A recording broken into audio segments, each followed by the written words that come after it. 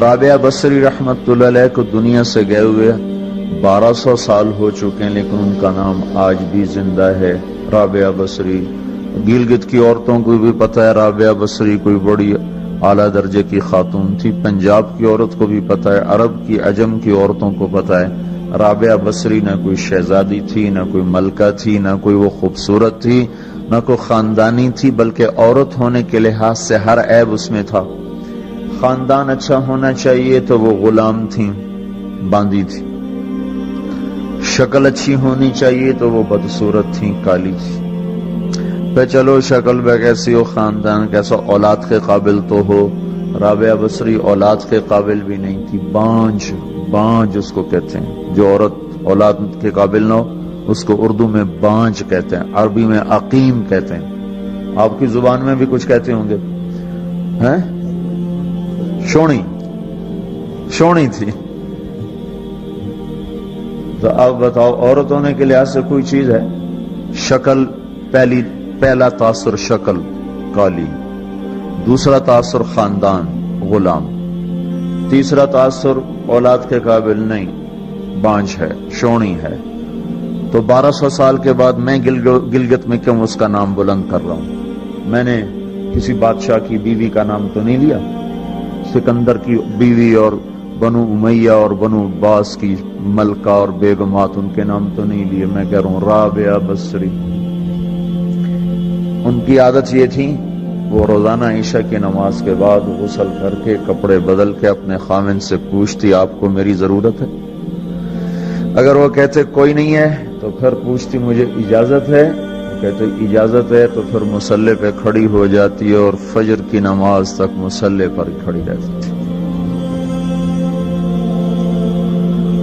ان کا خاوند جلدی فوت ہو گیا، جوانی میں ہی بیوہ ہو گئی۔ تو حسن بصری بصرہ کے امام، کیا سارے مسلمانوں کے امام تھے، وہ خود آئے، خود چل کے آئے کہ میں آپ سے شادی کرنا چاہتا ہوں۔ وہ کوئی شادی کا شوق نہیں تھا ان کو، وہ تو اولاد کے قابل نہیں، شکل صرف ان کی نیکی اور ان کا جو اللہ سے تعلق تھا، ان کو یہ لالچ ہوا کہ یہ میری بیوی ہو جائے تو اس کی طفیل شاید میری بخشش ہو جائے۔ تو ان کے پاس آئے، کہنے لگے رابعہ میں آپ سے شادی کرنا چاہتا ہوں، خود پیغام لے کر آئے۔ تو انہوں نے فرمایا میری 4 باتوں کا جواب دے دو تو میں شادی کر لیتا ہوں۔ کہنے لگے کیا؟ کہ یہ بتاؤ میں جنتی ہوں کہ دوزخی ہوں؟ کہنے لگے یہ تو میں کچھ نہیں کہہ سکتا۔ اچھا یہ بتاؤ جب اللہ تعالیٰ قیامت میں اعمال نامے اڑائے گا، کسی کے سیدھے ہاتھ میں آئے گا، کسی کے الٹے ہاتھ میں آئے گا، میرے سیدھے ہاتھ میں آئے گا کہ الٹے ہاتھ میں آئے گا؟ کہنے لگے یہ بھی کچھ نہیں بتا سکتا۔ کہنے لگے اچھا یہ بتاؤ جب اللہ نیکیوں کو تولے گا، کسی کی نیکیاں بڑھ جائیں گی، کسی کے گناہ بڑھ جائیں گے، میرے گناہ زیادہ ہوں گے نیکیاں زیادہ ہوں گی؟ کہ یہ بھی نہیں بتا سکتا۔ کہ اچھا یہ بتاؤ جب لوگ پل صراط سے گزریں گے، کوئی پار نکل جائیں گے، کوئی نیچے گر جائیں گے، تو میں پار نکلوں گی کہ دوزخ میں گروں گی؟ کہنے لگے یہ بھی میں نہیں بتا سکتا۔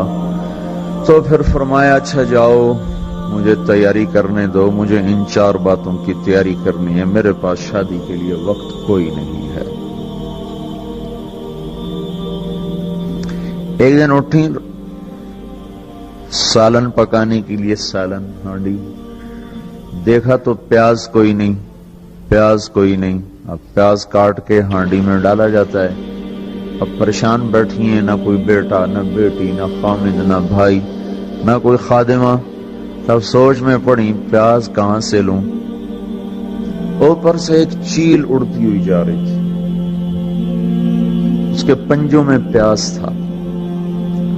جب وہ اوپر آئی ہے تو اس کے پنجے چھوٹے اور پیاز سیدھا رابعہ بصری کی گود میں آ کے گرا۔ جو ہم سے دوستی لگاتے ہیں ہم پرندوں کو ان کا خدمت گزار بنا دیتے ہیں، ہاں جو اللہ سے دوستی لگا لیتے ہیں اللہ دنیا ان کے لیے مسخر کر دیتے، اللہ دنیا ان کے پاؤں میں ڈال دیتے۔ تو جب ان کا انتقال ہوا، رات کو ان کا انتقال ہوا، تو اپنی خادمہ سے کہا بس 2-4 آدمی بلا کے مجھے جلدی سے دفن کر دو، کسی کو نہ بتاؤ، صبح لوگوں کو بتا دینا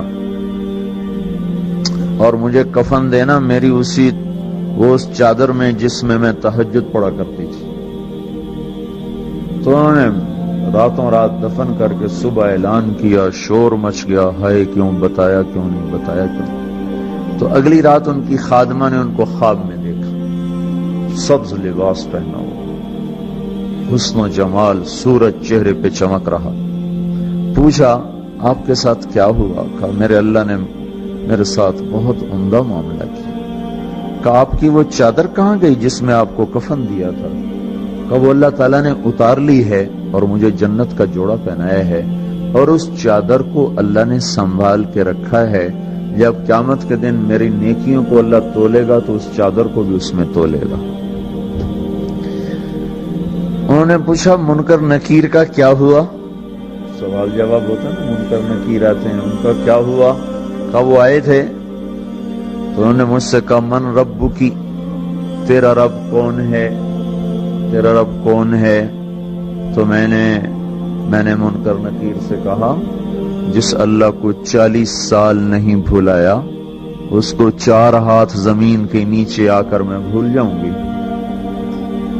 یہ نہیں کہا ربی اللہ ہے، بلکہ ان کو یوں کہا کہ جس رب کو 40 سال میں نہ بھلا سکی اس کو 4 ہاتھ زمین کے نیچے آ کر میں بھول جاؤں گی۔ تو منکر نکیر نے کہا اس کا آگے کیا حساب لینا، چلو بھائی واپس چلو، چلو بھائی واپس چلو۔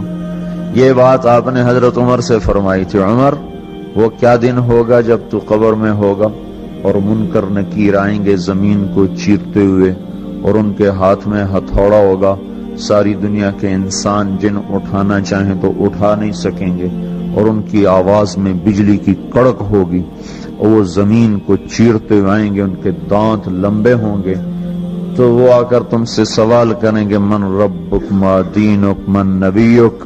تو حضرت عمر کہنے لگے یا رسول اللہ میرے ہوش ٹھیک ہوں گے، جیسے میں اب بیٹھا ہوں میں ایسے ہوں گا؟ تو ہمارے نبی نے فرمایا ہاں تو ایسے ہی ہوگا جیسے تو اب بیٹھا ہوا ہے۔ تو کہنے لگے پھر میں اچھی طرح ان سے نمٹ لوں گا۔ تو جبریل آئے، کہنے لگے یا رسول اللہ ہم دیکھ رہے ہیں آگے کہ عمر کو جب قبر میں ڈالا جائے گا اور آ کر منکر نکیر ان سے سوال کریں کہ من ربک، تو یہ کہیں گے ربی اللہ فمن ربکما، میرا رب تو اللہ ہے، تم بتاؤ تمہارا رب کون ہے؟ میرا دین تو اسلام ہے، تم بتاؤ تمہارا دین کیا ہے؟ تو وہ منکر نکیر کہیں گے عجیب بات ہے، ہم تمہارا حساب لینے آئے کہ تم ہمارا